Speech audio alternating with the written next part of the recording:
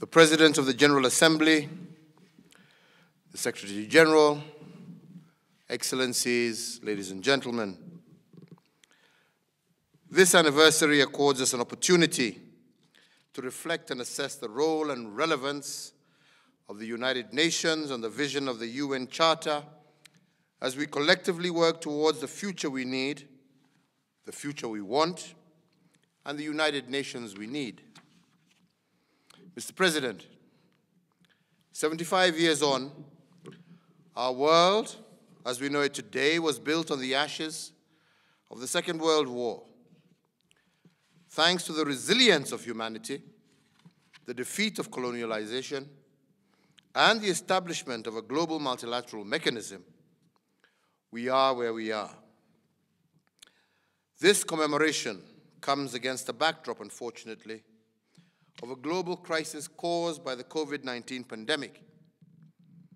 Undoubtedly, developing and emerging economies have impacted disproportionately, but more importantly, COVID-19 has exposed the global vulnerabilities of the United Nations and of our societies, as well as our economies. In this regard, now more than ever, we are called on to reflect on the words of the UN Charter that urge us to employ international machinery for economic and social advancement of all.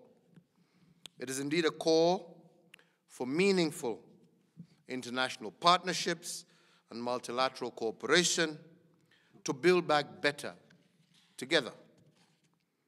A call also to the Bretton Woods institutions and other multilateral lenders to be responsive to proposals of debt management so as to create the fiscal space necessary to accommodate interventions to mitigate COVID-19 related impacts on developing and emerging economies.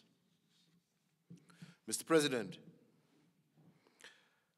the United Nations is an institution founded on the premise of promoting international peace, bolstering security and human rights, and the advancement of development for all.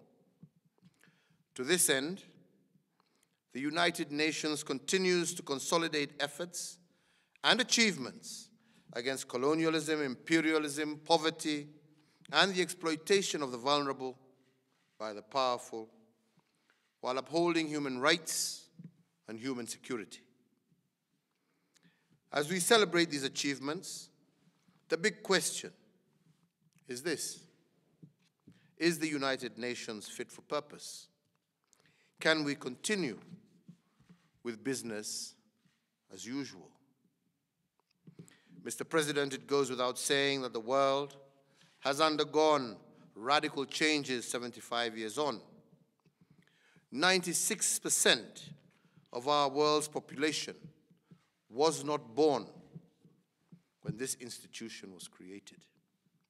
Global challenges have intensified unprecedentedly. At the same time, innovation and technology have created great opportunities, while at the same time unleashing challenges that would have been unimaginable to the visionaries who created this organization. Therefore, I do believe it is incumbent upon us to rethink how we can build a better United Nations. But in order to build back better the United Nations system, we must ensure that it is closer to the people, more representative of the 21st century, and in line with the spirit of leaving no one behind. We must work towards a United Nations that is better financed and equipped to be more impactful, to deal with humanitarian crisis, and be effective in the mitigation as well as the elimination of civil and long protracted wars. A multilateral system that directly targets poverty and inequalities as a global priority that requires urgent and global collective action. In conclusion, Mr. President, today's world is distinctively more diverse and complex, but yet more interdependent.